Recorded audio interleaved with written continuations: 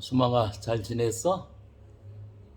광명이하고 생명이하고 동물원에 잘 다녀왔고 이 광명이가 호기심이 많을 때라 아주 재밌게 구경했을 것 같으네. 자, 먼저 기도하고 또 시작하자. 살아계신 하나님 아버지 감사합니다. 오늘도 이렇게 또 말씀으로 사랑하는 딸과 교제하게 하시고 또 비디오를 통해서 이 말씀을 사모하는 분들과 함께 영적으로 만날 수 있는 귀한 시간을 주신 것을 감사합니다. 주님, 저희들에게 지혜와 명철을 주시고 깨달을 수 있는 은혜를 주셔서 하나님의 말씀 속에 감춰져 있는 하나님의 계획과 하나님의 의도와 하나님의 마음을 점점 깊이 알고 깨달아서 우리의 믿음이 날마다 견고해지게 하시고 우리가 이 험한 세상에서 하나님의 백성으로 하나님의 자녀로 빛으로 소금으로 살아갈 수 있는 저희들이 될 수 있도록 주님 도와주시옵소서. 모든 것을 주님 앞에 맡기오며 예수님의 이름으로 기도하옵나이다. 아멘. 자, 오늘은 창세기 22장 클라이맥스가 될 수 있는 우리 창세기 22장을 공부해 보도록 하겠습니다. 자, 그럼 창세기 22장 1절부터 8절까지만 먼저 좀 읽고 시작하게 할게요. 창세기 22장 1절부터 8절 말씀입니다. 그 일 후에 하나님이 아브라함을 시험하시려고 그를 부르시되 아브라함아 하시니 그가 이르되 내가 여기 있나이다. 여호와께서 이르시되 내 아들 내 사랑하는 독자 이삭을 데리고 모리아 땅으로 가서 내가 내게 일러준 한 산 거기서 그를 번제로 드리라. 아브라함이 아침에 일찍 일어나 나귀의 안장을 지우고 두 종과 그의 아들 이삭을 데리고 번제에 쓸 나무를 쪼개어 가지고 떠나 하나님이 자기에게 일러주신 곳으로 가더니 제3일에 아브라함이 눈을 들어 그곳을 멀리 바라본지라. 이에 아브라함이 종들에게 이르되 너희는 나귀와 함께 여기 기다리라.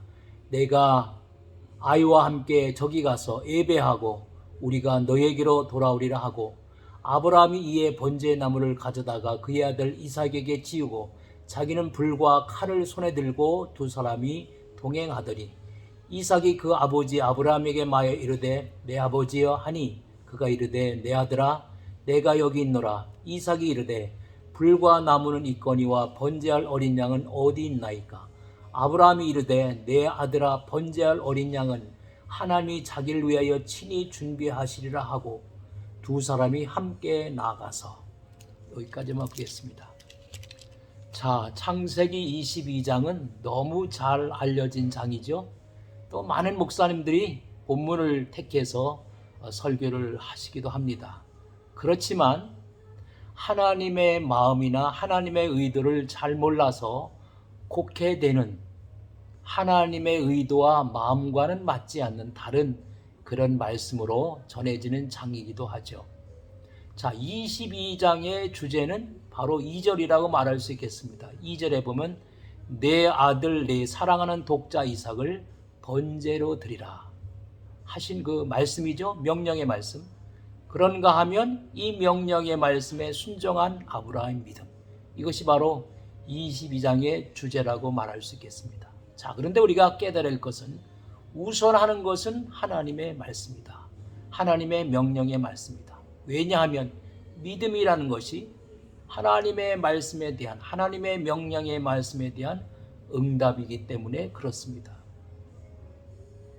이 말은 다시 말하면 하나님께 초점을 맞춰서 하나님의 명령의 말씀을 우선하느냐, 아니면 인간에게 초점을 맞춰서 사건에게 초점을 맞춰서 순종에게 초점을 맞추냐, 그런 의미가 되기도 하죠.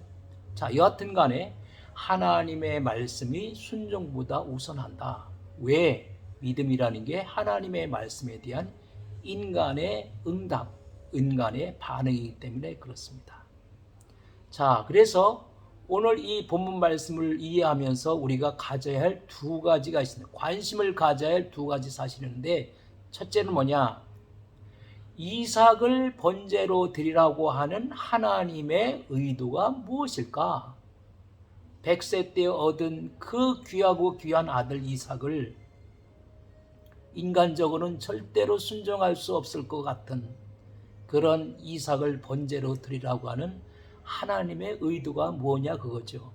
무엇을 나타내시려고, 무엇을 알려주시려고, 무엇을 계시하시려고 이삭을 번제로 드리라 하시는가, 그런 의미죠. 자, 그런데 22장에는 이 번제라는 단어가 6번이 등장합니다. 귀중하고 중요한 단어니까 많이 나오는 거죠. 그래서 이 번제라는 단어에 대해서 우리가 이해를 하고 번제라고 하는 단어에 핵심적인 의미가 들어있다고 우리가 이해를 해야 됩니다. 자, 그 다음에 아브라함의 믿음은 무엇을 믿는 믿음이었기에 아들을 번제로 드리라고 하시는 하나님의 명령까지 순종할 수 있었는가? 참 인간적으로 궁금하죠? 자, 100세 때 얻은 아들 이삭을 하나님이 갑자기 번제로 드리라. 자, 이 설교를 하시면서 반농담 반 목사님들이 그러시더라고요. 난 못해야. 내가 만약에 아브라함처럼 이런 명령의 말씀을 받았다면 난 도망갈 거야. 이렇게도 농담 삼아 말씀하시는데, 그렇죠? 어떻게 100세 때 얻은 아들 이삭, 그 하나밖에 없는 아들 이삭을 하나님의 메시아 언약을 이어갈 아들을 번제로 드릴 수 있겠습니까? 불에 태워서 하나님 앞에 제물로 쓸 수 있느냐, 그런 얘기죠. 자, 그럼 여기 번제라는 단어가 중요하니까 번제를 간단히 우리가 좀 이해를 하고 넘어가도록 하죠. 자, 구약 시대에는 5가지의 제사가 있었습니다.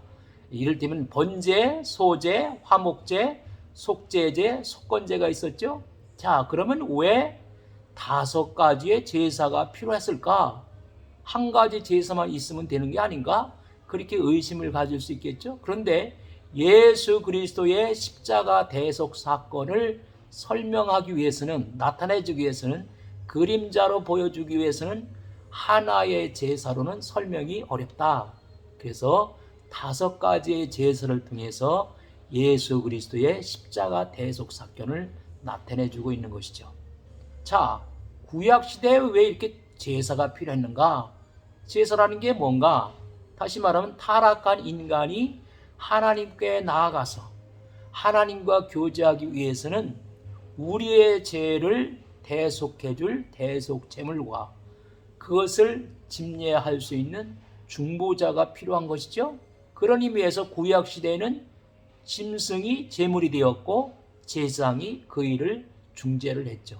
그래서 제물과 제장으로 나타냈고, 그러나 이것은 하나의 신약에 나타나는 예수님의 대속을 드러내는 그림자에 불과한 거죠.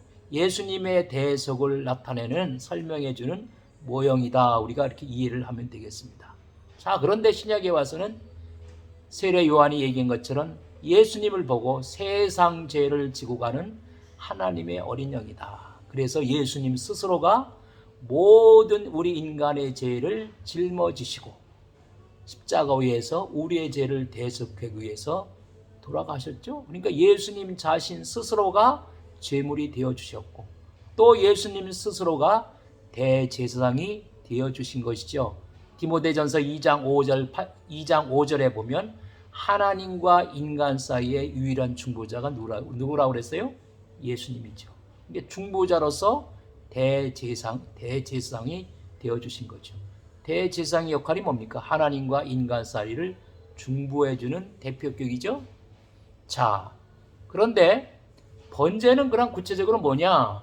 번제는 죄로 말미암아 깨어진 하나님과 인간의 관계를 회복해 준다는 의미가 있고, 또 하나의 의미는 하나님께 전적인 신뢰와 헌신을 한다는 의미가 있습니다. 왜? 번제는 제물을 태워서 하나님 앞에 드리는 제사이기 때문에 그렇습니다. 자, 이제 이 정도 하고요. 자, 우리가 이 22장을 읽고 또 설교도 하고 얘기도 하면서, 자, 이삭을 번제로 드리라. 이것을 하기 전에 1절에 보면 그 일 후에 하나님이 아브라함을 시험하시려고 그를 부르시되 그 다음에 이삭을 번제로 드리라 그렇게 명령하시죠. 그러니까 아브라함을 시험하시려고 하는 말씀만을 보고 하나님이 아브라함의 믿음을 시험하시려고 하는구나 이렇게 생각을 하면 교훈적으로 말씀을 해석하게 됩니다. 그러나 이것은 성경을 구속사 관점에서 보지 않기 때문에 생기는 문제죠. 자, 교훈적으로 해석을 하게 되면 우리도 아브라함의 믿음을 본받아서 어떤 상황이든지 어떤 어려운 명령의 말씀이든지 아브라함처럼 절대적으로 순종하자. 그러면 복받는다. 이제 얘기가 이런 식으로 전개가 되죠. 그런데 우리가 보면 하나님은 창세기 12장에서 아브라함을 부르셔서 이제까지 4번이나 반복적으로 메시아의 언약을 세워주셨습니다. 그 메시아 언약을 좀 더 구체적으로, 좀 더 분명하게, 좀 더 확실하게 계속해서 반복해서 세워주셨죠. 자, 그러면 이렇게 일관되게 메시아 언약을 지속적으로 세워주신 의도가 무엇일까 하는 것을 우리가 생각해 볼 수 있겠죠. 자, 그것은 바로 뭐예요? 아브라함의 자손으로 그리스도를 보내주셔서 메시아를 보내주셔서 천하 만민을 구원하시겠다는 구원 계획이죠. 그러니까 하나님이 아브라함과 맺은 메시아 언약은 핵심이 뭐예요? 내 후손이 바다의 모래처럼 하늘의 별처럼 그렇게 번성할 것이다. 그 많은 내 후손 가운데 한 사람 바로 메시아가 태어난다. 그리스도가 태어난다. 그래서 메시아 그리스도께서 우리 인간의 모든 죄를 대속해 주시고 우리로 하여금 구원의 길을 열어놓으실 것이라고 하는 하나님의 구원 계획이죠. 그런데 아브라함의 자손으로 오셔서 어떤 방법으로 천하 만민이 구원을 얻게 될 것이라고 하는 것에 대해서는 아직도 구체적으로 말씀을 안 하셨습니다. 어떤 방법으로 천하 만민이 아브라함의 후손을 통해서 구원을 받게 될 것인가? 자, 이거에 대해서 핵심적인 주제가 뭐냐면 6번이나 강조되어 있는 번제입니다. 번제죠? 자, 번제는 뭐라 그랬어요? 예수 그리스도의 대속에 대한 모형이다. 예수 그리스도의 대속에 대한 그림자다.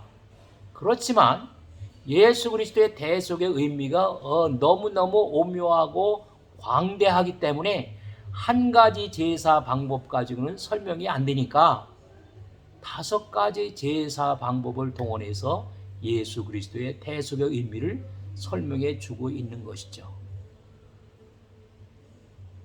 자, 22장 2절을 보면 여호와께서 이르시되 내 아들 내 사랑하는 독자 이삭을 데리고 모리아 땅으로 가서 내가 내게 일러준 한 산 거기서 그를 번제로 드리라.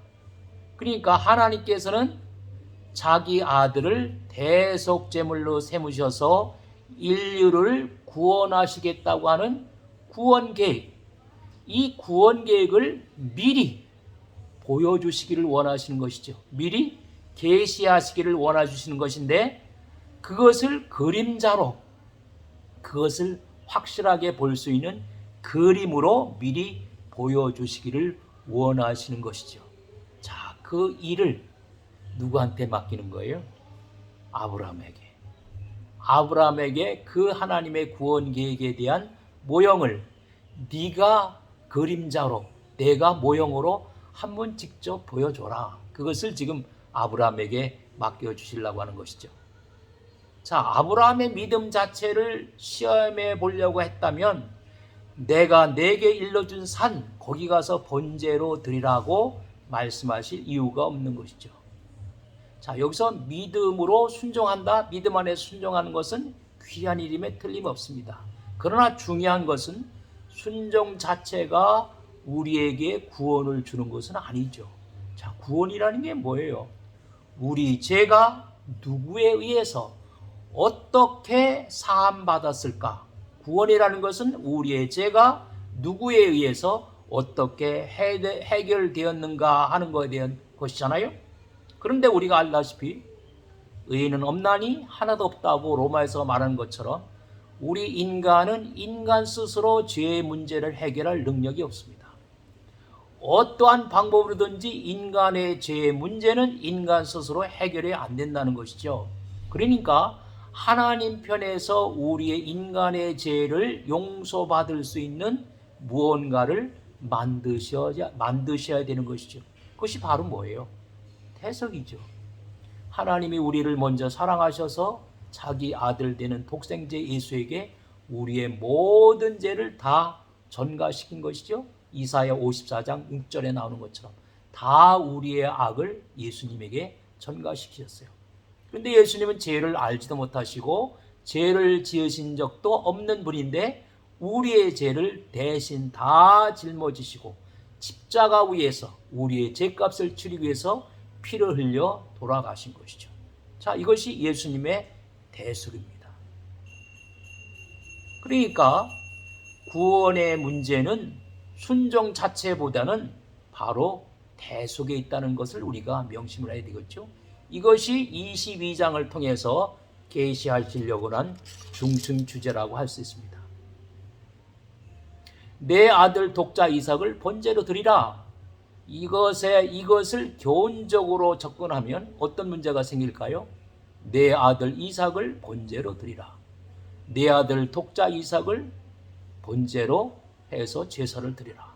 그렇다면 첫 번째, 사람의 몸을 제물로 드리라고 하는 것이 하나님이 되심에 합당한 인가?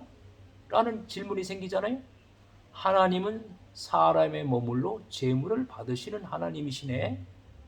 자, 두 번째는 내가 내게 일러준 한 산, 거기서 그를 번제로 드리라 하는 이유를 설명할 길이 없습니다. 교훈적으로 해석을 하게 되면. 근데 성경은 아무리 분량이 많아도 딱 두 가지로 나눠지죠. 하나님이 행해 주신 일과 인간이 행한 일.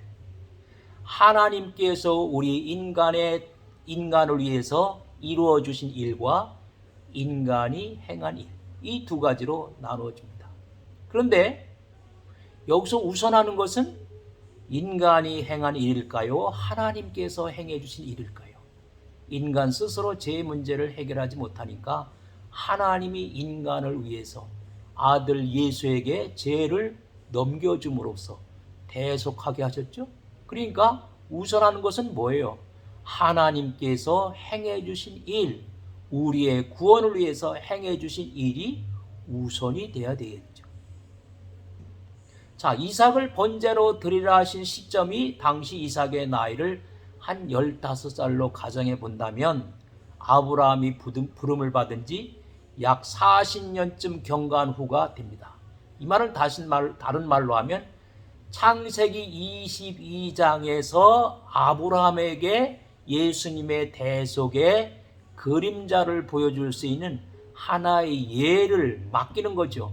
그것을 감당할 수 있도록 40년 동안 아브라함을 믿음 안에서 믿음을 훈련시켜 왔다는 얘기도 할 수가 있는 것이죠.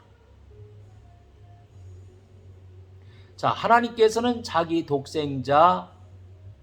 독생자를 만민을 위한 대성물로 내어주실 구원 계획을 미리 모형으로 보여주시려고 이 역할을 아브라함에게 맡기고 아브라함이 이 일을 감당할 수 있을까? 감당할 수 없을까? 라고 시험으로 표현이 되어 있는 것이죠. 자, 복음서도 보면 창세기와 같은 구조로 되어 있죠. 그 분기점이 마태복음 16장 15절에 보면 너희는 나를 누구라 하느냐 하는 질문이 있습니다. 이 말에 대해서 베드로가 그렇게 대답하죠. 주는 그리스도요 살아계신 하나님의 아들이시니이다. 자, 예수가 누구신가 하는 고백을 들은 후에 비로소 예수님께서 마태복음 16장 21절에 보면 이렇게 말씀하시죠. 이때로부터 예수 그리스도께서 자기가 예루살렘에 올라가 장로들과 대제사장들과 서기관들에게 많은 고난을 받고 죽임을 당하고 제3일에 살아나야 할 것을 제자들에게 비로소 나타내시니 하고 비로소 오신 목적을 말씀하셨던 것입니다. 그러니까 예수님은 분명히 자기의 약속하신 바를 이루시기 전에 미리 반복적으로 말씀을 하셨잖아요. 자, 그 다음에 22장 1절, 2절, 3절을 보면 여호와께서 아브라함에게 이르시되 너는 너의 고향과 친척과 아버지 집을 떠나 내가 내게 지시할 땅으로 가라. 자, 아브라함이 생애 중에서 두 번의 엄청난 결단을 해야 되는 경우를 우리가 보게 되잖아요. 바로 방금 전에 읽어드린 창세기 12장 1절에서 내 고향과 친척과 아버지를 떠나 내가 내게 보여준 땅이 아니고 보여줄 땅으로 가라 했을 때의 아브라함의 믿음 안에서의 결단. 두 번째는 본문에 등장하는 내 아들 내 사랑하는 독자 이삭을 번제로 드리라 명하셨을 때의 결단. 두 번의 참 곤란한 결단이라고 생각을 합니다. 두 번의 명령에서 첫 번째 말씀하신 내가 내게 보여줄 땅, 다시 말하면 가나안 땅이죠. 가나안 땅. 가나안 땅에서 뭐예요? 그리스도가 태어날 땅이죠.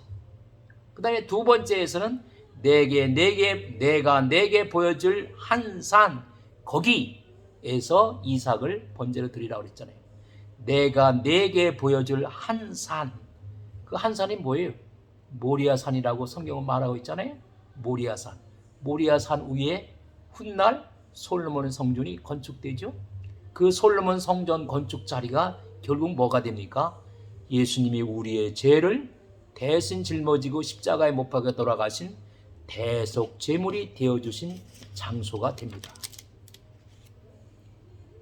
여기서 이 말씀을 우리가 생각해 보면서 하나님의 구원 계획이 점차 어디로 초점이 모아지고 있는지를 우리가 생각해 봐야 되죠. 계시의 초점이 점점 어디로 모아지고 있는지를 주목해야 된다는 얘기입니다. 자, 그것을 이해하기 위해서는 아브라함에게 하나님이 세워주신 메시의 언약의 핵심이 뭔가, 그것을 우리가 알면 더 분명해지겠죠. 하나님이 아브라함과 메시의 언약을 총 5번이나 세우셨잖아요. 반복적으로. 그 메시의 언약의 핵심은 뭐예요? 내 후손이 바다의 모래처럼 하늘의 별처럼 번창할 것이다. 그 많은 후손 가운데 한 사람, 바로 메시아 그리스도가 태어나서 온 인류를 구원할 것이다. 바로 그 얘기죠. 자, 첫 번째 하나님께서 아브라함에 명령하실 때는 그 자손이 태어날 땅으로 가라는 것이었죠. 다시 말하면 내가 내게 보여줄 땅, 다시 말하면 가나안 땅, 가나안 땅에서 메시아가 태어날 것이잖아요. 그 다음에 두 번째 명령은 대속 제물로 세워주실, 예수 그리스도께서 대속 제물이 되어져서 십자가에 못 박혀 돌아가실 한 산으로 가서 번제를 드리라 하고 계시의 초점이 번제로 모아지고 있습니다. 하나님께서 행하시고 계신 구원 계획의 초점이 번제로 모아지고 있다는 거예요. 이런 맥락에서 아브라함이 부름을 받은 사명의 절정은 뭐냐? 아브라함이 하나님께 부름받아 5번의 메시의 언약을 맺고 하나님께 받은 사명은 뭐냐? 바로 내 아들 내 사랑하는 독자 이삭을 데리고 모리아 땅으로 가서 내가 내게 일러준 한 산, 거기서 그를 번제로 드리라 라는 번제에 있는 것이죠. 자, 예수 그리스도께서도 사명의 절정에 이르러서 십자가를 앞에 놓으시고 그렇게 말씀하시죠. 요한복음 12장 27절에 보니까 그러나 내가 이를 위하여 이때 왔나이다 하고 말씀하신 십자가였죠. 그러니까 예수님이 이 땅에 오신 것은 마태복음 20장 28절에 나와 있는 것처럼 내가 섬김을 받기 위해서 온 것이 아니고 섬기려 하고 그리고 많은 사람의 대속물이 되려 하심으로 했잖아요. 십자가 위에서의 대속 사건을 위해서 예수님이 오셨다는 거예요. 만약에 아브라함이 지시할 땅으로 가라는 명령에는 순종했지만 네 아들 독자 이삭을 번제로 드리라는 명령에 불순종했다면 하나님께서 택하여 세우신 아브라함에게 주어진 역할을 감당하지 못하는 것이 되고 말았을 것입니다. 하나님께서 이 영광스러운 하나님의 구원 계획을 모형으로 가시적으로 하나의 그림처럼 보여주시려고 하는데 아브라함이 믿음으로 순종하지 않았다면 하나님은 보여주실 수가 없는 것이죠. 그래서 하나님은 아브라함을 시험하시라고 한 것입니다. 자, 그런데 우리 본문 말씀을 보면 하나님의 명령이 떨어지자, 이삭을 번제로 드리라는 명령이 떨어지자 아브라함은 큰 갈등에 직면하게 되었을 것이 분명합니다. 독자 이삭을 번제로 드릴 것인가? 자, 인간적인 갈등이지 어떻게 아버지가 100세 때 얻은 아들 이삭을 불에 태워서 제사로 드립니까? 인간적인 갈등이죠. 그러나 더 심각한 갈등은 뭐예요? 이삭을 통해서 메시아의 언약이 계승된다고 그랬는데 이삭은 메시아 언약의 씨잖아. 그런데 메시아 언약을 이어줄 계승할 씨를 번제로 드리라? 불에 태워서 죽여서 주님 앞에 제사 드려라? 그러면 천하 만민이 내 자손으로 말미암아 복을 얻으리라. 내 후손으로 오실 메시아를 통해서 세상의 모든 사람들이, 믿는 사람들이 구원받으실 거라고 하는 하나님의 구원 계획은 어떻게 되는 거지? 폐해지는 거야? 이렇게 생각해 볼 수 있죠. 이삭을 번제로 드린다. 이삭을 불에 태워서 하나님 앞에 제물로 드린다. 다시 말하면 이삭이 죽는 거죠. 근데 이삭은 보통 아들이 아니에요. 메시아 언약을 이어줄 언약의 자손이죠. 언약의 씨죠. 근데 이삭이 죽어.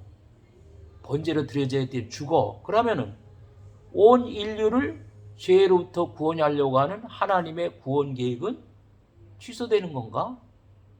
이런 심각한 고민에 빠질 수 있죠.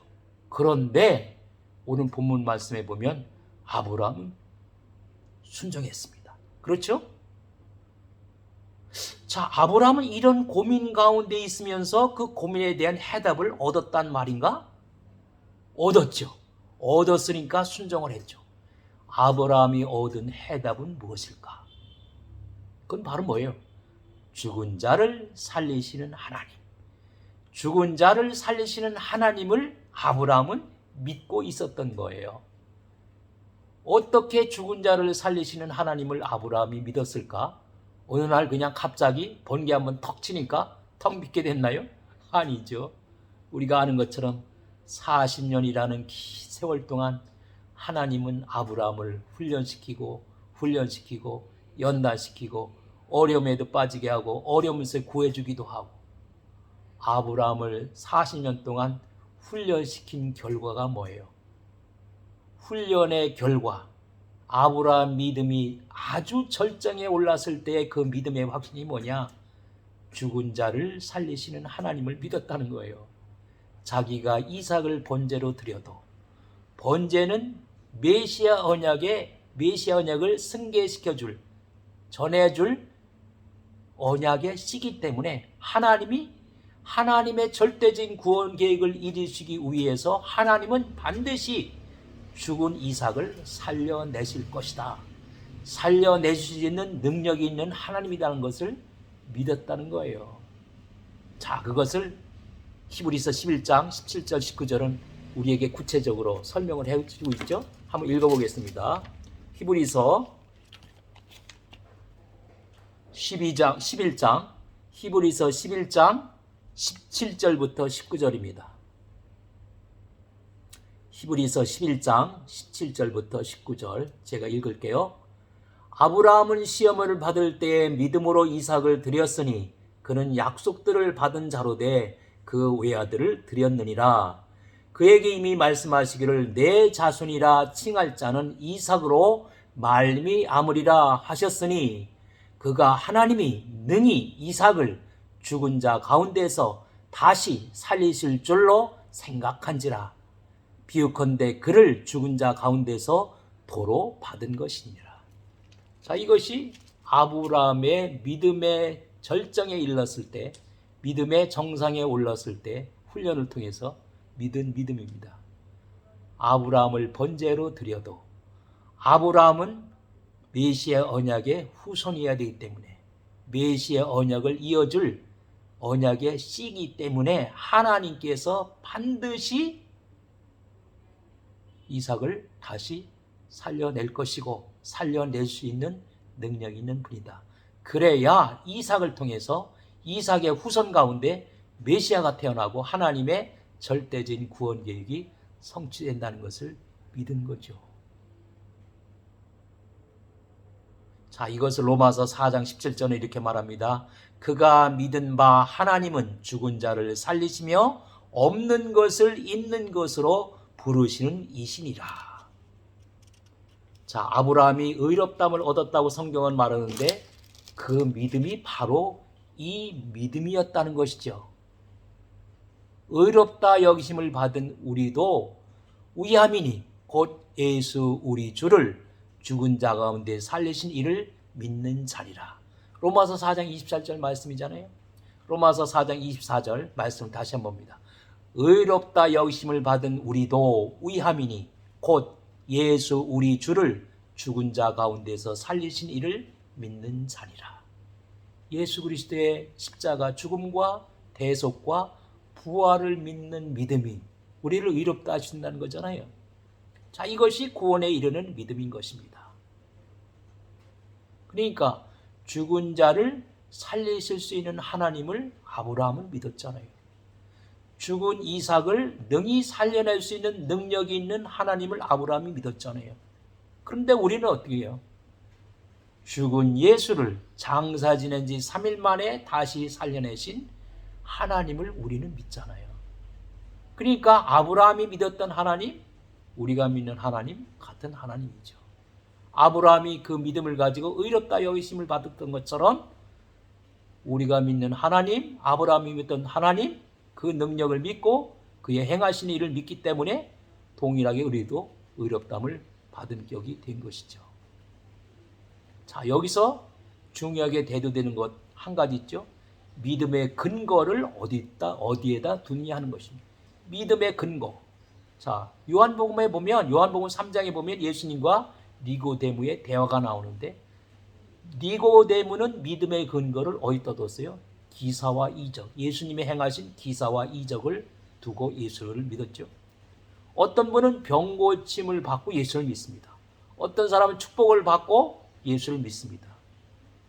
그런데 예수님께서는 그런 기적과 이적과 병 고침과 축복을 받고 믿는 믿음을 인정하지 않으셨어요. 우리가 잘 알아야 됩니다. 요한복음 2장 23절 25절을 한번 보겠습니다. 자, 요한복음 2장 23절부터 25절까지를 제가 한번 읽을게요. 잘 보세요. 요한복음 2장 23절부터 25절. 6월절에 예수께서 예루살렘에 계시니 많은 사람이 그의 행하시는 표적을 보고 그의 이름을 믿었으나 예수는 그의 몸을 그들에게 의탁하지 아니하셨으니 이는 친히 모든 사람을 아시며 또 사람에 대하여 누구의 증언도 받으실 필요가 없었으니 이는 그가 친히 사람의 속에 있는 것을 아셨음이니라. 자, 표적을 보고 믿는 사람들을 예수님께서 어떻게 하셨대요? 24절에 그의 몸을 그들에게 의탁하지 아니하셨다. 이 말의 의미가 뭐예요? 그들의 믿음을 인정하지 않으셨다는 거예요. 왜? 로마서 10장 17절에 보면 믿음은 들음에서 나며 들음은 그리스도의 말씀으로 말미암았느니라. 예수님이 십자가에 못 박혀 돌아가시고 장사 지내고 부활한다는 예수님의 고난의 이야기를 했을 때 이 기적과 이적을 믿고 병고침을 받아서 예수를 믿고 따랐던 사람들은 다 사라졌어요. 믿음의 근거는 변치 않는 언약의 뿌리를 박아야 되는 거죠. 언약, 약속의 말씀, 하나님의 약속의 말씀, 언약의 뿌리를 두어야 된다. 중요한 것은 아브라함이 인간적으로 고뇌한 것, 다시 말하면 어떻게 아들 이삭을 번제로 드릴까? 그것이 아니라 내가 사랑하는 독자 이삭을 번제로 드리라 하시는 이열씀 상황이 온다 하더라도 하나님께서 한 번 세워주신 언약, 약속의 말씀은 영원히 변치 않고 반드시 하나님께서 이루신다고 하는 언약의 불변성을 믿는 믿음이죠. 이것이 하나님 앞에서 의롭다고 인정받을 수 있는 믿음입니다. 자, 오늘 여기까지만 하겠습니다.